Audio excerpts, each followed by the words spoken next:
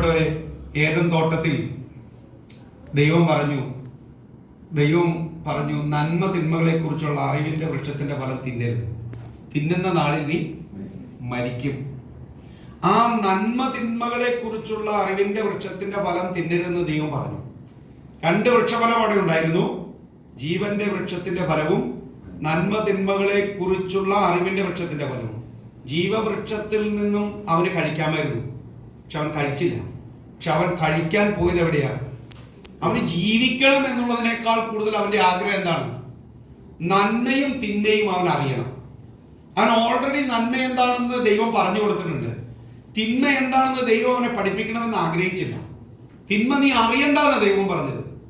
തിന്മ നീ അറിയണ്ട, അതുകൊണ്ട് അത് കഴിക്കണ്ട. ഓക്കെ, അവൻ കയറി കഴിച്ചു. ഇന്ന് നിങ്ങൾ പറയൂ, മനുഷ്യൻ ഇന്ന് തിന്മ അറിഞ്ഞു തീർന്നോ? തിന്മ അനുഭവിച്ചു തീർന്നോ? തിന്മയുടെ ഏറ്റവും ക്രൂരമായ ഭാവങ്ങളിലൂടെയും സാഹചര്യങ്ങളിലൂടെയുമാണ് ഇന്ന് സമൂഹം കടന്നുപോയിക്കൊണ്ടിരിക്കുന്നത്. മനുഷ്യൻ ഇത്ര ക്രൂരനാകുമോ? ഇത്ര അധപ്പതിച്ചു പോകുമോ? ഇത്ര അസന്മാർഗികമായിട്ട് ജീവിക്കുമോ? ഇത്ര ധാർമ്മികമായിട്ട് അധപ്പതിച്ച മാനസികാവസ്ഥയിലേക്ക് മനുഷ്യൻ എത്തിച്ചേരുമോ? ഉൽപ്പത്തി പുസ്തകത്തിൽ ദൈവം പറഞ്ഞു, മകനെ, കുഞ്ഞെ, നീ തിന്മ അറിയരുത്. അറിഞ്ഞാൽ നിനക്ക് അപകടമാണ്. അത് നിന്നെ കൊണ്ടെത്തിക്കുന്നത് മരണത്തിലേക്ക് തന്നെയാണ്. തിന്മ നീ അറിഞ്ഞാൽ അത് നിന്നെ കൊല്ലും.